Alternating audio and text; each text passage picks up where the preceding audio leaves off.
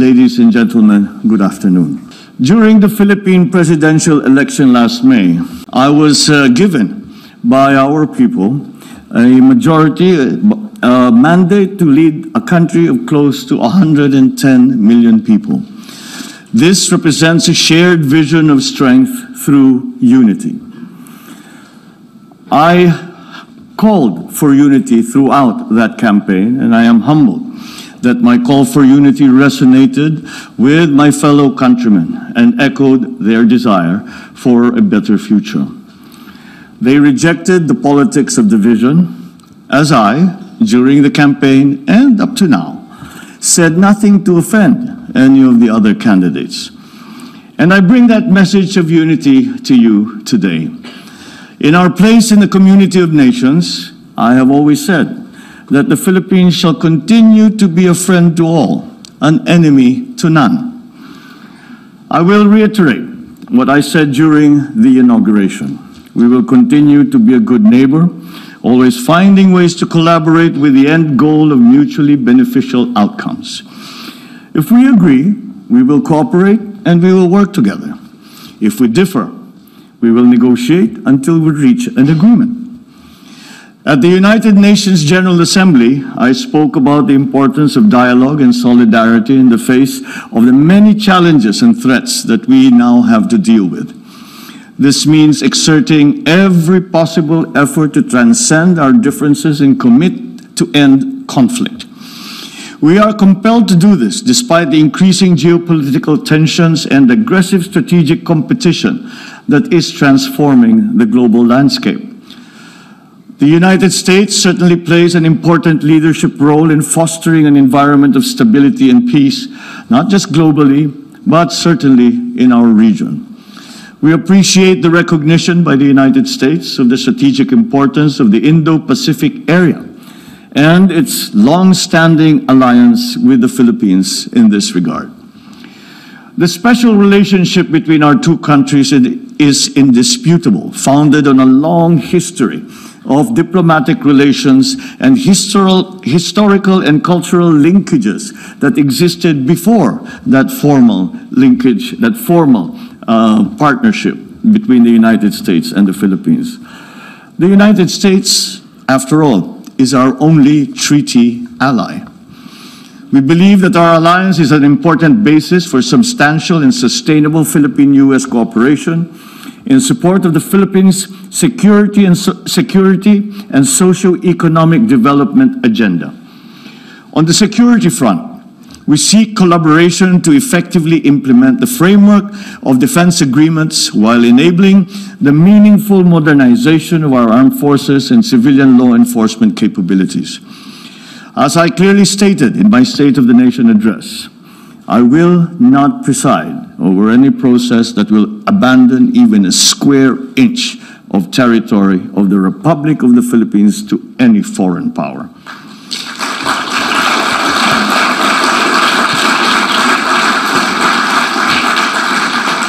We know that we can count on the United States to uphold the international law-based order, freedom of navigation and overflight, and the sustainable use and development of maritime resources. But equally important, we look to the United States to promote peace, security, and prosperity. On our part, we will continue to work with China and other claimant states with the end in view of resolving the issues involving the West Philippine Sea through diplomacy and through dialogue. The Philippines' candidature for a non-permanent seat in the UN Security Council for the term of 2027 to 2028 is premised on my country's long years of experience in building peace and forging new paths of cooperation. In this context, we are certainly concerned about rising tensions in the Taiwan Strait, just north of the Philippines. We urge all parties involved to exercise maximum restraint. Dialogue and diplomacy must prevail. We adhere to the One China policy and have consistently called for the peaceful resolution of their issues involving Taiwan. We understand that peace and stability in the Asia-Pacific region are also linked to the situation in the Korean Peninsula. And we are ready to play a constructive role in advancing a peaceful and denuclearized Korean Peninsula through confidence-building measures amongst the various stakeholders. On Russia and Ukraine, the Philippines urges all parties to continue adopting a peaceful means to maintain international peace and security. The Philippines has voted in favor of the 3 UN General Assembly resolutions on Ukraine. And at this point, let me discuss the various dialogue mechanisms in the region. We will continue to work towards strengthening ASEAN, particularly its dialogue partnerships with neighbors that uphold regional peace and security. We welcome the renewed engagement of the Quad along with the recent establishment of the AUKUS. These mechanisms should help prevent destabilizing actions in the region that go against international law. We think that these dialogue mechanisms and security arrangements should complement, not supplant, the ASEAN-centered regional security architecture that has been built over decades by the ASEAN and its member partners, as well as the existing network of bilateral security partnerships in the region. Now let me touch on the economic front. The U.S. remains a strategic trading and investment partner of the Philippines. American businesses, including Fortune 500 companies, have found a home in the Philippines. They recognize the Philippines as our country for its business-friendly policies, a very competent workforce, and a network of economic zones. Let me point out 3 reasons why the Philippines is a viable and smart investment destination. First, our macroeconomic strength and bright prospects. The Philippine economy expanded by 5.7% last year and by 7.8% in the first half of this year. Growth was broad-based, driven not only by government spending, but also by household consumption and investments, reinforced by consumer and business confidence. Second, we have enabling policies in place. Recently, investor-friendly laws were enacted, and my administration is determined to leverage these changing reforms that will enhance those efforts. Third, and perhaps the most important point, another strong asset that we have is our human capital. We boast of a young, educated, hardworking, English-speaking workforce that is among the best in the world. With a very young median age of 25.7 years old, the Philippines enjoys a demographic advantage from which investors can benefit. We would welcome capital investments from the U.S. and our priority sectors are agriculture, clean energy, particularly nuclear energy, health systems, information technology, and business process management, or IT BPM, digital connectivity and manufacturing, including the critical sectors of semiconductors, green metals, batteries for electric vehicles, and electric vehicles themselves. The Philippines looks forward to how the Indo-Pacific Economic Framework will support our efforts to promote resilient supply chains, health systems, infrastructure, as well as clean energy and decarbonization. These pillars are consistent with the shared priorities as outlined in a joint vision statement for a 21st century United States-Philippines partnership that was adopted last November. We hope for the reauthorization of the Generalized System of Preferences, or GSP program, which will greatly benefit both our countries. The GSP has long been a win-win program for the United States and its development partners, including, of course, the Philippines. These are interesting times, and there are many things to accomplish. The far-reaching ill effects of the pandemic compel us to reinvigorate our economies in a spirit of sustained cooperation and collaboration.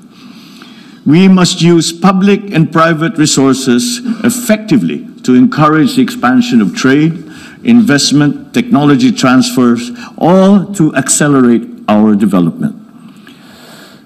Despite the challenges of the pandemic and the global economic crisis, the Philippines remains on track to graduate to upper middle-income country status by next year. With steady investments in infrastructure, agriculture, food security, public health, education, and other social services, we seek to become a high-income country with zero extreme poverty by the year 2040. The same spirit of solidarity and cooperation that animates our relations with foreign partners will also advance our efforts to address climate change. We must enhance our collective capacity to urgently and decisively respond to this existential threat that not only the Philippines but the entire world is facing. Certainly, the world continues to be faced by enormous challenges. But I am confident in the future because I have 110 million reasons for being so. Such is my faith in the Filipino people and the relationship we hold with the United States and our other allies and partners and friends. With the continuing support of our only treaty ally, we know we can make a better future happen. Thank you and good afternoon.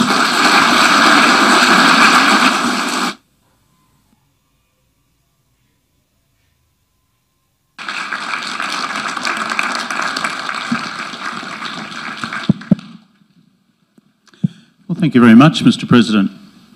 110 million people. Yes. That's, even for an Australian, I can work out that makes you the second most populous country in Southeast Asia. So, Indonesians out there, yes. Philippines next, with the great advantage, as you've just said, of having 110 million native English speakers. This is quite remarkable. So, I'm really taken by the economic vision that you're putting forward for the country. In an earlier discussion today, you indicated there are some challenges still. The digitalisation of the economy has been slow.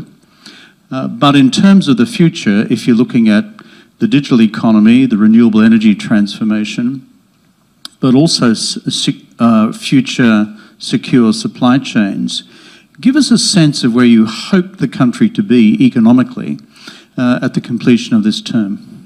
Well, to put it very simply, I've been asked what is the absolute end result that we are hoping to achieve. And it's very simple for me. No more, not one more hungry Filipino. And that is a very simple, it's a very simple aim. It's a very simple goal.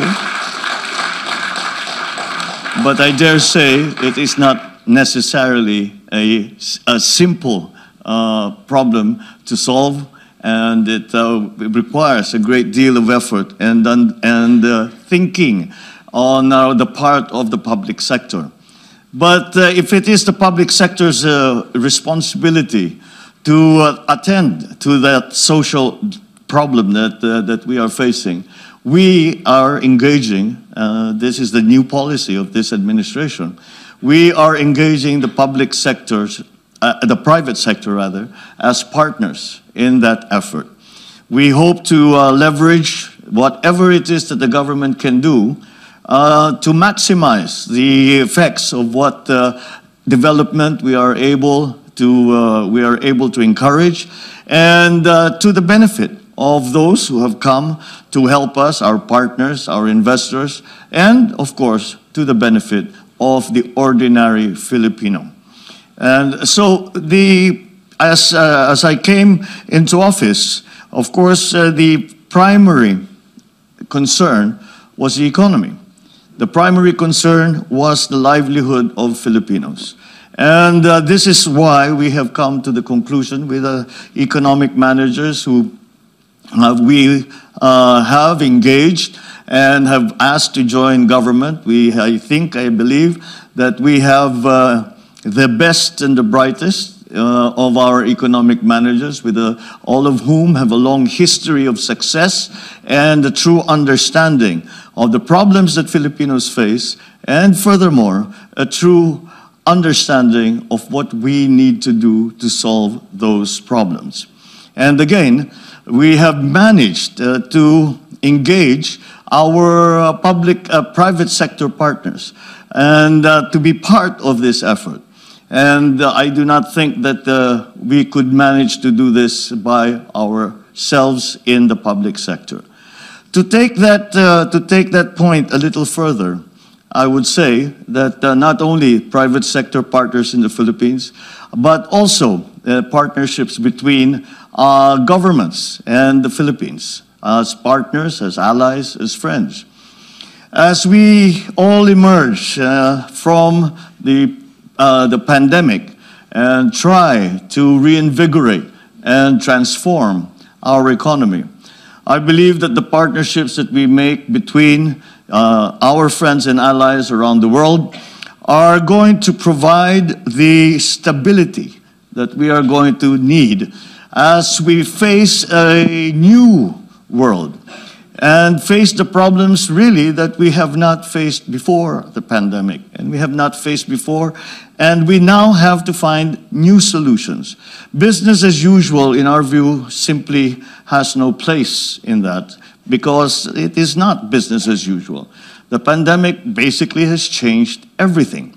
We live differently, we work differently, we study differently, our social contacts are done differently. And as you can imagine, this leads now to that process of digitalization that we all need to undertake if we are going to be part of the new global economy. And so many of these aspects of the economy have we have tried to analyze it, and it is surprising for me anyway that when we sat down with the economic managers and we talked about industrialization, we talked about energy supply, we talked about digitalization, and at the root of it, at the heart of the problem, was our agricultural sector. You would think that the high-tech industries would be the ones that would hold the key, and they do in many ways. But all that we can do with the new industries still have to be founded on a very strong and reliable agricultural sector. The pandemic showed very clearly the weaknesses that Philippines has in terms of being able to provide a strategic food supply to our countrymen at a price that they can afford. And so that, for us, has been really the first step, is trying to improve the production of agricultural products. And of course, this has been made terribly difficult with the shocks that the agricultural sector, perhaps not just in the Philippines, but around the world, the shocks that have been dealt us by the conflict in Ukraine. It is a constant surprise to all of us, but that we are having to learn to live with, that a conflict in Eastern Europe should affect the Philippines at such a profound and basic level as agriculture. With the prices of fertilizer going up, with the prices of agricultural commodities going up, with the uncertainties of supply. And so we now have to go to what we describe as non-traditional sources. And we have to diversify. I don't think that this is unique to the Philippines. I see it in many of the other countries. So those are the first steps I think we'll have to do with the agriculture. And then we have to fix our weaknesses in the bureaucracy. We have to learn to be more efficient. We have to streamline our civil service, both at the national and at the local level. And unfortunately, the Philippines in these areas we are still playing catch up. But that's not where we want to go. That's not just where we want to go. We don't want to just catch up. We want to go beyond that. We have no interest in going back to pre-pandemic levels. What we are interested in is to flourish further and to position the Philippines in such a way that we can take full advantage of the new economies and the new industries that have come to light. Unfortunately, many of the traditional sectors that we had depended on during pre-pandemic days will cease to exist, have ceased to exist. And we have to identify as quickly as possible and to have a good view and forecast for the future to position the Philippines in such a way that we are able to be part of the transformation of the global economy. Thank you for that. Mr. President, you mentioned a couple of times that you're a treaty ally of the United States. So are we Australians. There are 5 of us in Asia. Sometimes the Americans can be tricky to deal with. I don't think you'll get any contradiction from the Philippines on that. But they're good people, and they've been reliable security partners. So tell me, in a nutshell, how's it going with Uncle Sam? Because it wasn't going so well under President Duterte. Well, in a sense, despite the fact that my predecessor, President Duterte, had a very different treatment of the relationship between the U.S. and the Philippines. The basic premise of the strong relationship that has been developed between the U.S.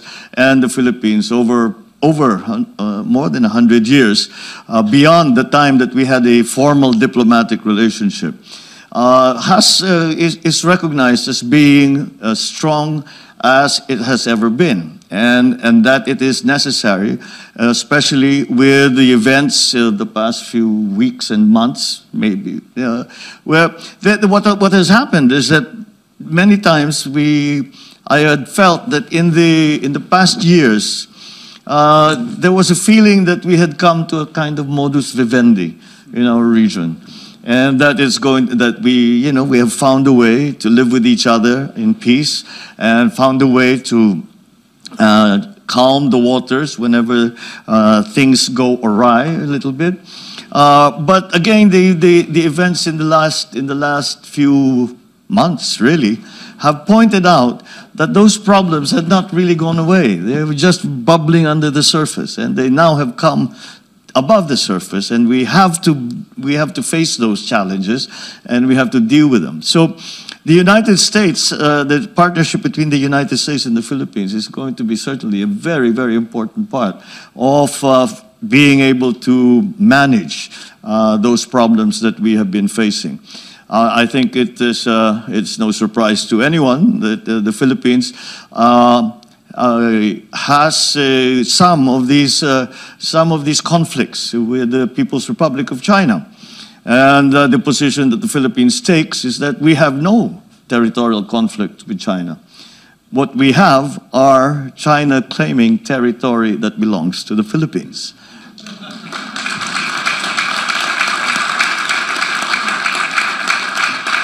So this is the position we take, and with our American partners, we have promoted that position. We have also made it very clear to our friends in Beijing that this is the way we feel about it, and as a consequence of this challenge that we have, this territorial challenge that we have.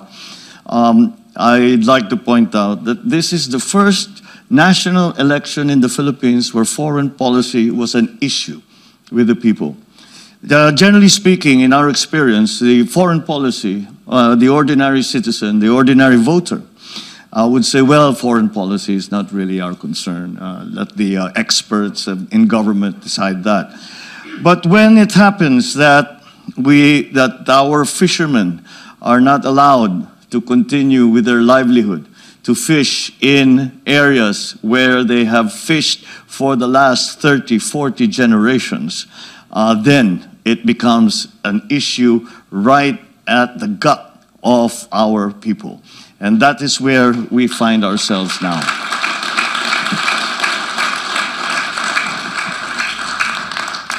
I listened carefully to what you said in your remarks about the West Philippine Sea. And your recent stated position of the government in terms of the Permanent Court of Arbitration decision in 2016.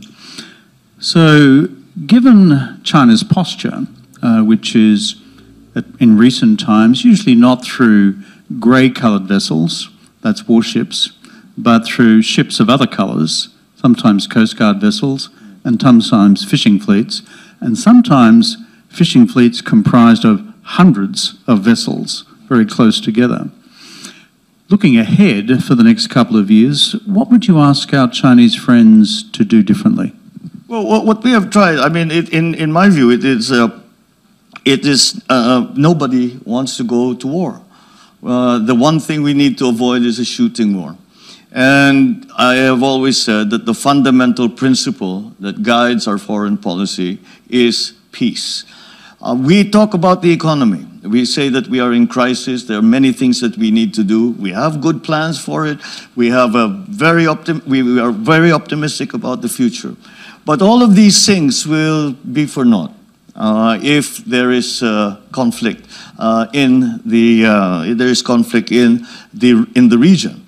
Australia is certainly a strong partner in all of these actuations that we have been trying to endorse. In the case of the Philippines, it's clear that militarily there is no comparison between the Philippines and China in terms of capability, in terms of strength, military strength, should it come to that. However, we believe that the strength that we can apply will be from the partnerships, once again, that we have with countries like Australia, with our ASEAN members, with the rest of our friends and allies in the region. And that's why I think that ASEAN is going to have to play a stronger role in all of these discussions, and in trying to, again, keep the peace and slowly, but continue to engage China. Because once that engagement stops, then there is no progress. And then things could very easily deteriorate, and that is not what we want to happen.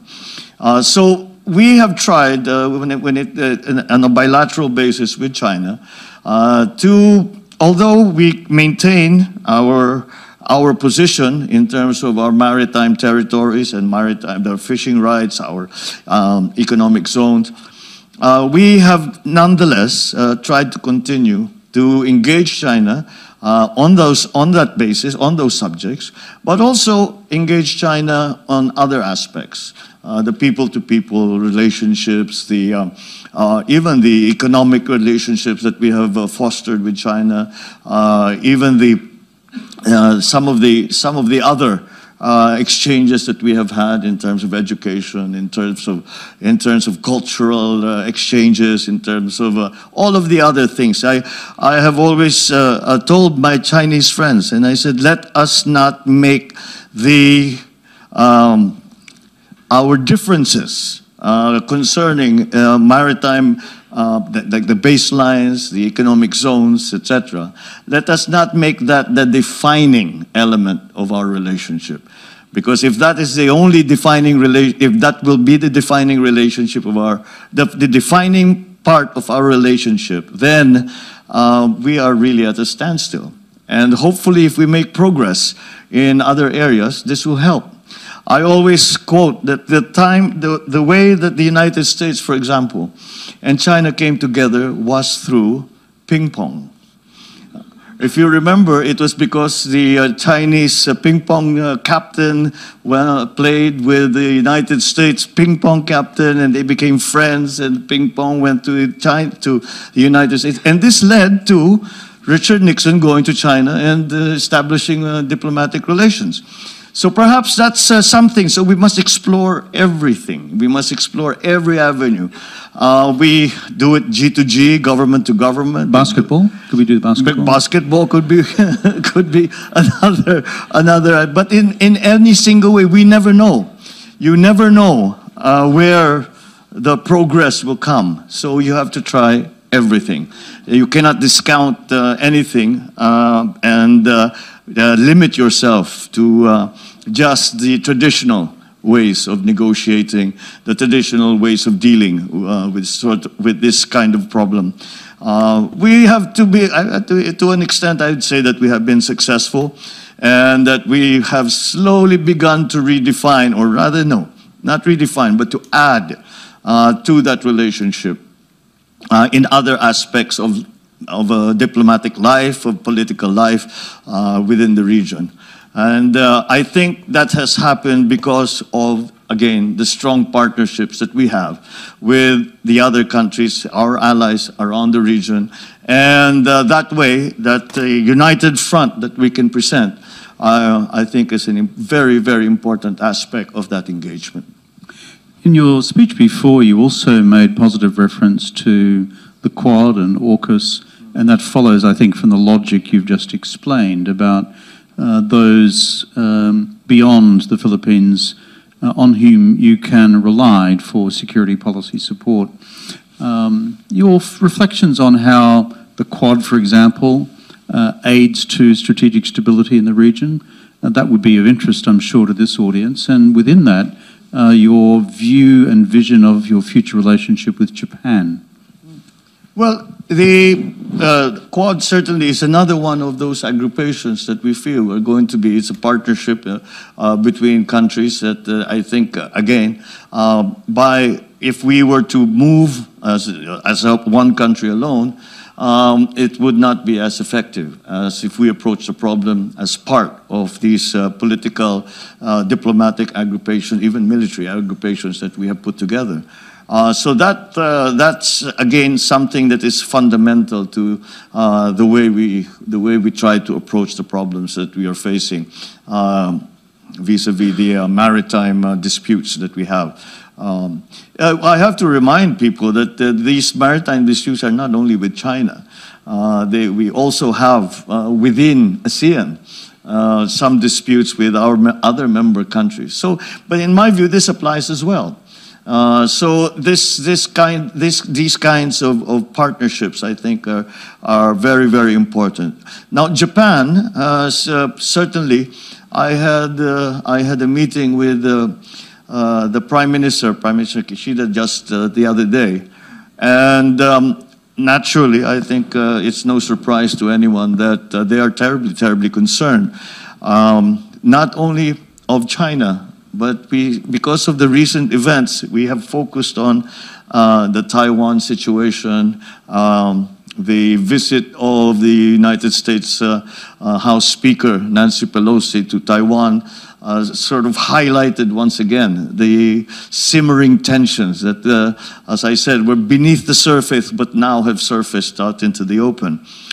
But if you remember, if we go back maybe 6 months, it was North Korea that we were all very worried about.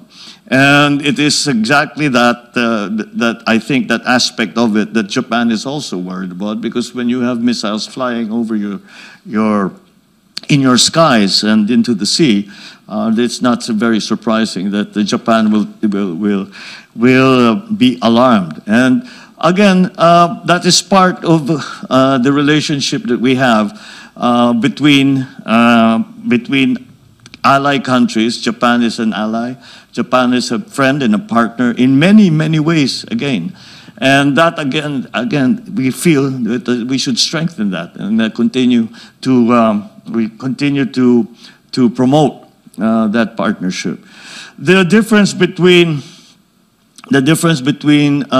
right now, anyway, between the conflicts or the disagreements between China and the rest of the countries around the area, and Korea has threatened to use nuclear weapons. And that would be a complete disaster. And that there is no way that the Philippines will be somehow exempt from that sort of conflict. And it's very interesting to watch what's happening in Russia and Ukraine. And it's very worrisome, because if there is a possibility that nuclear weapons suddenly become, even tactical nuclear weapons, not strategic nuclear, but tactical nuclear weapons become part of that equation, then we will see the normalization of nuclear weapons nuclear weapons will become conventional weapons. And perhaps that will encourage other nuclear powers to exercise that nuclear option, which, as we all know, is going to be is really end of world scenario. So, to take the point a little further, we are beyond the Cold War. I do not subscribe to the spheres of influence like we had during the Cold War. So we see that nuclear weapons should not be. We should abandon the idea of nuclear weapons as deterrence, and really work towards bringing down the stockpiles of nuclear weapons in the world, and with, of course, the ideal result of them being taken away and no one having any nuclear weapons. Now, that's easier said than done.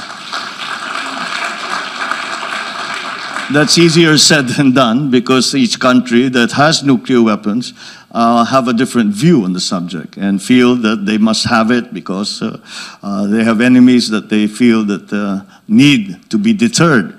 So that is, I think, where we go, if we take it that's as far as we can take the analysis of the conflict. It's something that it is something that we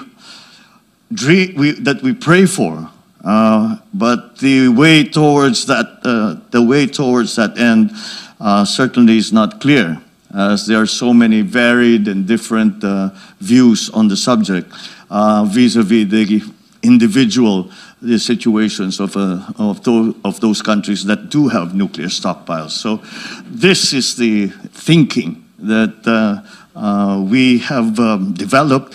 And this is the thinking that we have tried to espouse to our friends and neighbors. Your comments just now about the legitimization of the use of tactical nuclear weapons, I think, are extraordinarily important.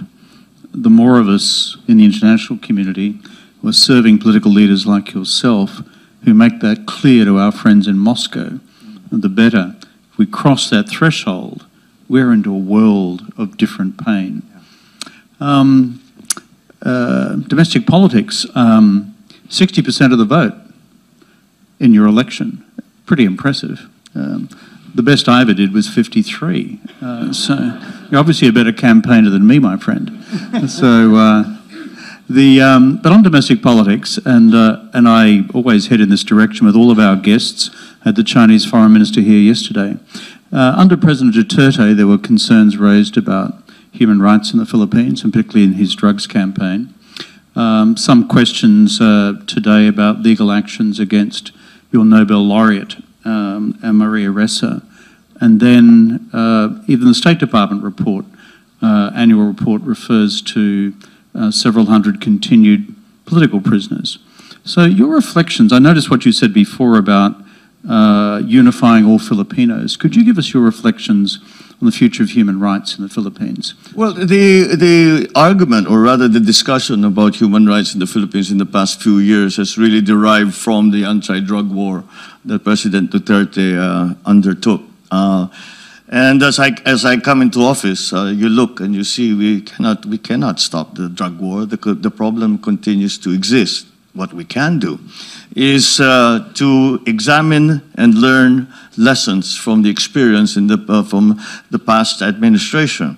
And to go into a little more detail, I think we have found, it is certainly my view, that enforcement, which has been the part of the drug war that has been most vigorously pursued by President Duterte, only gets you so far. And my approach is slightly different. And we look at the drug problem in the Philippines, and it is a significant one. There are approximately, I suppose, according to official statistics, close to 4.5 million actual addicts in the Philippines, and that the corrosive effect of on society, on criminality, on the drug syndicates, etc. Even the politicization of the whole drug syndicates and their networks is something that we still have to deal with. And so perhaps we should look at it, we should look, instead of just enforcement, which will continue, but in a more focused way. I tell when I first came to my first command conference with our policemen, and I said, we will adjust. Let us adjust our focus, and let us also look at prevention. Let us education to our young people, to say that, you know, this is a dead end. This will get you absolutely nowhere. It will get you put in jail. It will get you killed. And even if it does not do that, this will take away your future. And second part of that is cure. To be more sensitive and more sympathetic to those who actually have gotten caught up in this lifestyle. And so that is something that we are now promoting.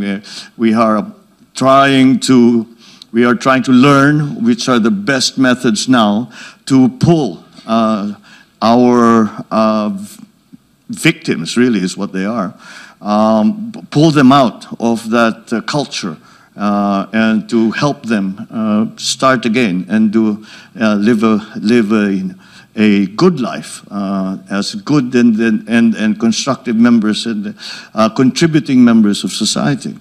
Now, as to the enforcement, to put it very bluntly, I simply told them, look, I'm not interested in the kid who makes 100 pesos a week selling weed. That's not the person that I want you to go after.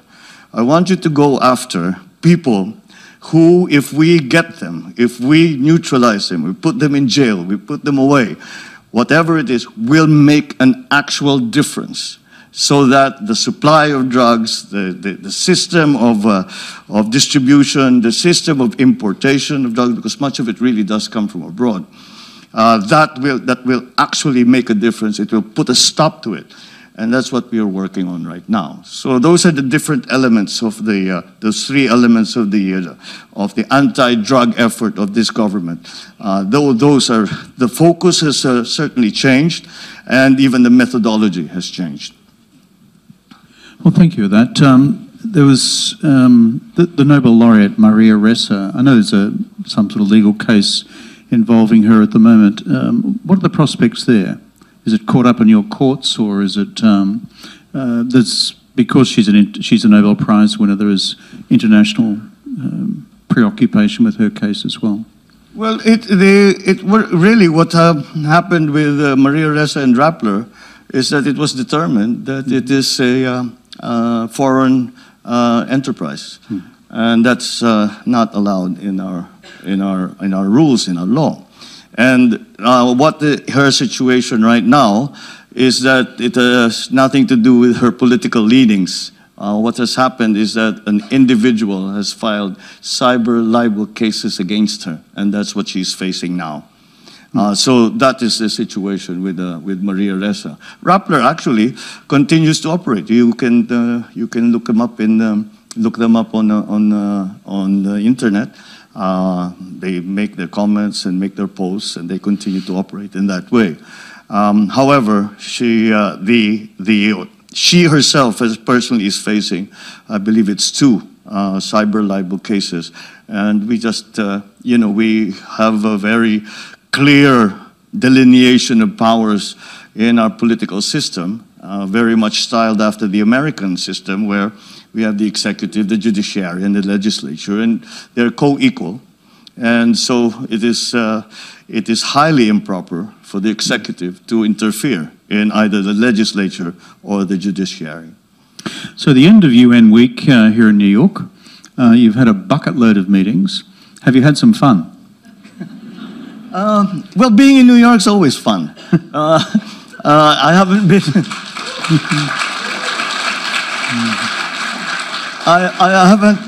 I haven't been in New York for a good long time, actually. Just for whatever reason, it's been. I think we were looking. We were calculating it with my wife Lisa, who is here. We were calculating, what, 22 years since we came back to New York? Put your hands together for the First Lady of the Philippines.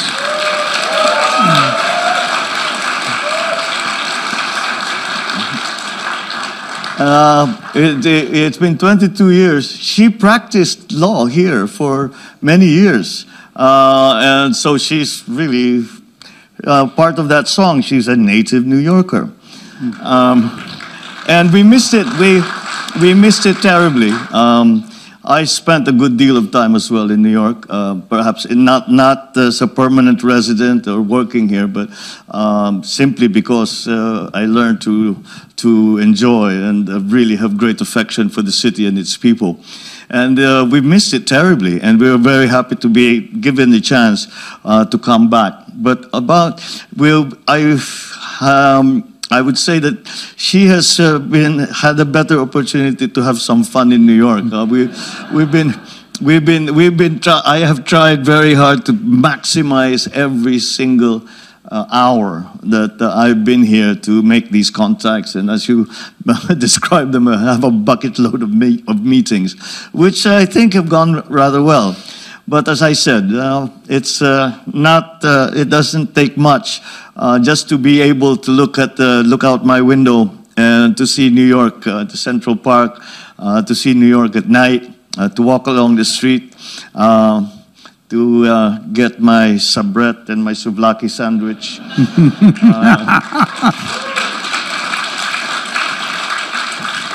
Go to Katz, have a pastrami on rye.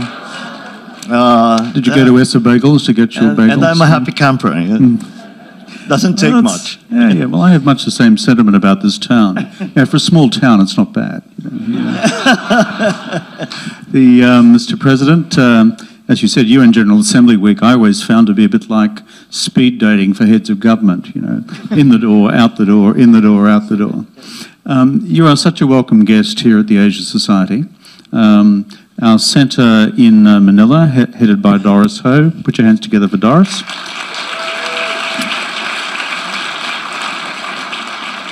We're a global family. We have 15 centres around the world, and including in Australia, but we have 5 centres here in America. You are always a welcome guest here because we wish your country, the Philippines, all the best for the future. Thank you, Mr. President. Thank you, Mr. Kevin Rudd, for those very kind words, and thank you all, members of the Asia Society, for this very warm welcome that you have given me. Thank you very much indeed.